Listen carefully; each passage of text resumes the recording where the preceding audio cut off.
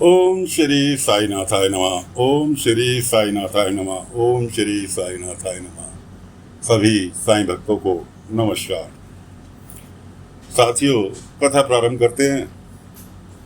पिछले भाग में आपको सुनाई थी कथा कि रामचंद्र और उनकी पत्नी चंद्रा, जो साधु उनके घर पर भिक्षा के लिए आए थे, वो नाराज होकर चले गए। अब दोनों जने उनको ढूंढने के लिए निकले। जने जने से पूछ रहे, किसी साधु को देखा, किसी साधु को देखा, किसी साधु को देखा। हर किसी ने ना कि हमने नहीं देखा जी, हमने नहीं देखा जी। ढूंढते ढूंढते पहुंच गए जंगल में। जंगल में देखा तो जो साधु महाराज के हाथ में त्रिशूल था वो दूर गड़ा हुआ दिखाई दे रहा। तो चंद्रा जी जो थी वो कहने लगी, करी ये तो वही त्रिशूल है जो बाबा के हाथ में था। कि पति पत्नी त्रिशूल के पास पहुंचे, लेकिन बाबा का कहीं आता पता नहीं।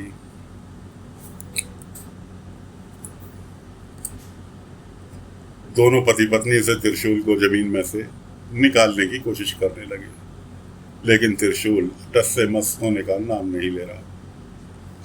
खैर, जहां त्रिशूल गड़ा हुआ था वहां के दोनों जनों ने मट्टी हटानी चालू करी।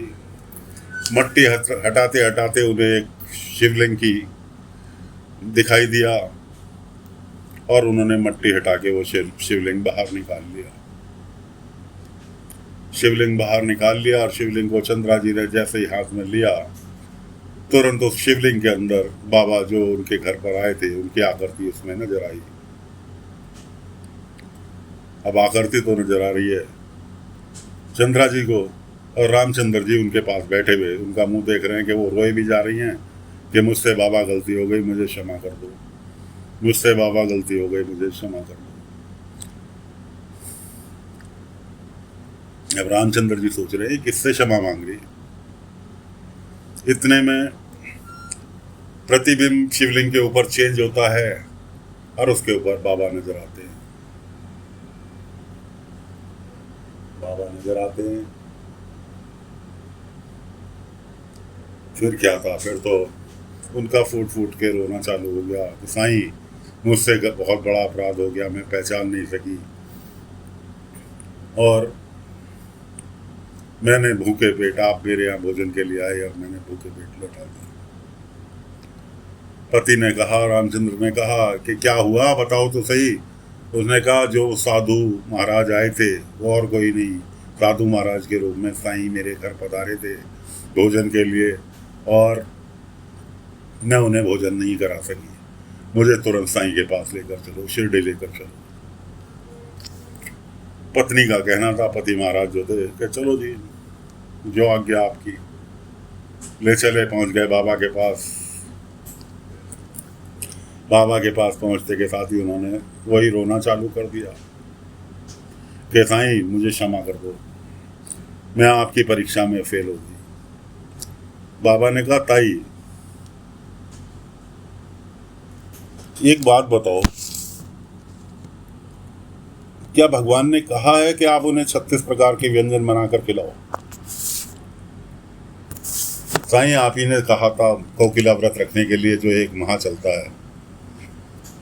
कोकिला व्रत दोस्तों 1 माह तक चलता है, तो आप ही ने कहा था। बाबा ने कहा, ठीक है, कोकिला व्रत रखने के लिए कहा था, लेकिन व्रत का मतलब क्या है? अपनी आत्मा को परमात्मा के साथ जोड़ना, ना कि विडंबर फैलाना कि जी अब आरती उतारो, अब ये व्यंजन बनाओ। भगवान ने कभी नहीं कहा। भगवान हमेशा भाव के भूखे हैं। आप सच्ची श्रद्धा के साथ उनको 2 फूल अर्पित करोगे, भगवान उससे प्रसन्न हो जाएंगे। ना कि आप 36 प्रकार के भोजन भगवान के लिए बनाएं, उसका भोग लगाएं और कोई साधु या कोई भूखा व्यक्ति आपके दरवाजे पे आ जाए और आप उससे कहें, नहीं अभी हमारे भगवान का भोग नहीं लगा, इसलिए अभी हम भोजन नहीं दे सकते, इंतजार करो। अब भूखे व्यक्ति को तो भूख लग रही है, अगर आप भगवान का भोग, वो दुआ देगा या बद्दुआ देगा? भगवान तो, बाबा ने कहा, भगवान तो शबरी के झूठे पैर खाकर प्रसन्न हो गए थे और आप 9 प्रकार के व्यंजन बना रहे थे। उन व्यंजनों को बनाने के चक्कर में आपने साधु को वापस लौटा दिया। साईं, हमसे गलती हो गई, क्षमा कर दो साईं। बाबा ने कहा, ताई, भगवान ने कभी ये नहीं कहा कि मुझे भोग चढ़ाओ, मुझे लड्डू चढ़ाओ। हाँ, एक श्रद्धा जितनी बन सके। भगवान ने ये भी नहीं कहा कि सारा दिन भूखे पेट रहो। खैर, ताई, तुम्हें याद है मैंने तुमसे कहा था, ऊदी दी थी तुम्हें पिछली बार जब आए थे, तो तुम्हें ऊदी दी थी और कहा था जितनी बार आना मेरे से ऊदी लेकर जाना, तुम्हारे आने वाले वक्त में काम आएगी। कि हाँ साई, तो ये लो ऊदी, और अपने मैं एक चीज और दे रहा हूं जो पल्लू में बांध कर रखना हमेशा अपने साथ। क्या साईं? बाबा किसी पौधे के पास गए, द्वारका माई में पौधे लगा रखे थे, किसी पौधे के पास गए, एक मुट्ठी मिट्टी उसमें से निकाली और उनके ताई के पल्ले में डाल दी कि ताई इसे हमेशा अपने पल्लू में बांध कर रखना। क्यों रखना? कि भोलेनाथ ने शिवलिंग के रूप में तुम्हें मट्टी में से निकलकर दर्शन दिए हैं। जो पिंडी आपको शिवलिंग निकला है मिट्टी में से, उससे अपने पूजा स्थान पर रखना। माँ गौरी के साथ कोकिला व्रत में दोस्तों माता गौरी की पूजा होती है।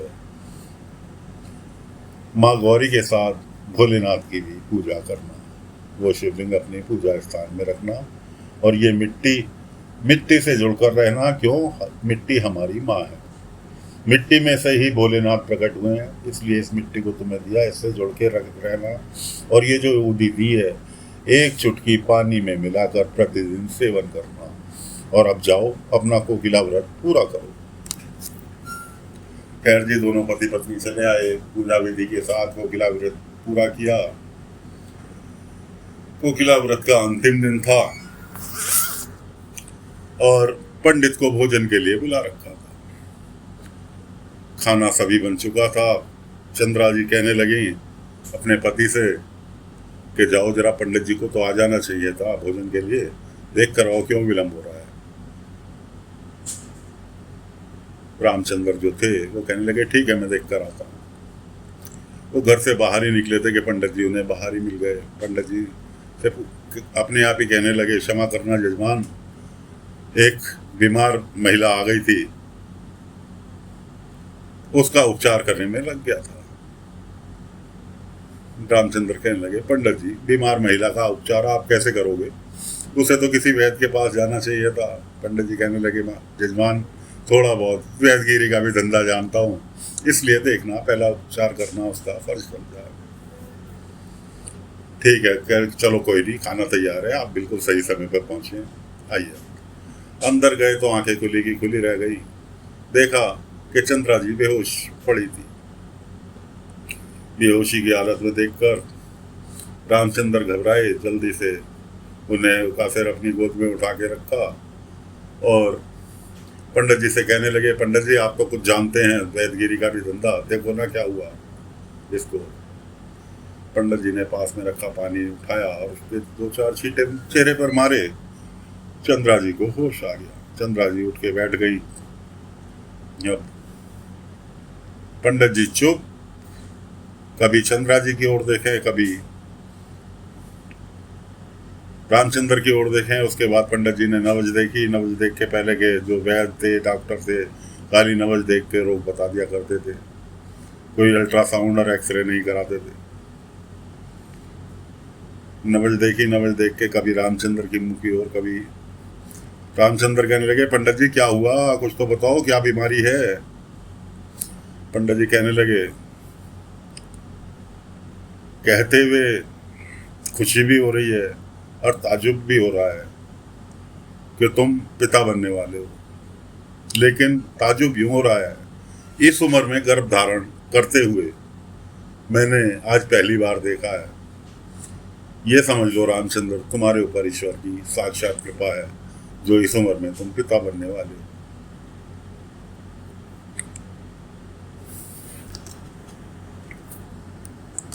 खुद रामचंद्र को भी इस चीज का खुशी हुई और चंद्रा जी ने तो हाथ जोड़ लिए, ये सब मेरे साईं की कृपा है जो मुझे इस संतान सुख की प्राप्ति होने पाली। पंडित जी को भोजन कराया, पंडित जी से आशीर्वाद लिया और पंडित जी को दक्षिणा देकर विदा किया। इधर बाबा के पास बैठे थे कुछ गांव के ही व्यक्ति, जिसमें केशव, तात्या, चंपा इत्यादि इत्यादि शामिल थे। बाबा ने थैला उठाया और चलने लगे। चंपा ने पूछा, साईं कहाँ जा रहे हो? बाबा ने कहा, मुझे जरूरी काम है और आने में देर हो जाएगी, इसलिए सब लोग अपने अपने घर को जाओ। बाबा का कहना था, सभी ने उनकी बात मानी और निकल लिए। इधर बाबा पहुंचे जंगल में, जाकर एक लकड़ी के मकान का ढांचा बनाना तैयार कर दिया। तो दोस्तों, मकान किसके लिए बना रहे हैं, कैसे बना रहे हैं, क्यों बना रहे हैं, ये तो बाबा जाने। बाबा की बात आज तक जो बाबा के साथ रहे हैं वो नहीं जान पाए। तो हम तो एक साधारण इंसान हैं जो कि खाली बाबा का चरित्र वर्णन कर रहे हैं, जो उस समय बाबा के साथ रहने वालों के बीच में बीता। बाकी तो बाबा जाने। इसलिए कथा को विराम यहीं देते हैं। आगे की कथा अगले अंक में लेकर हाजिर होंगे। आज्ञा दीजिए। ओम साई राम, ओम साई राम, ओम साई राम, ओम साई राम।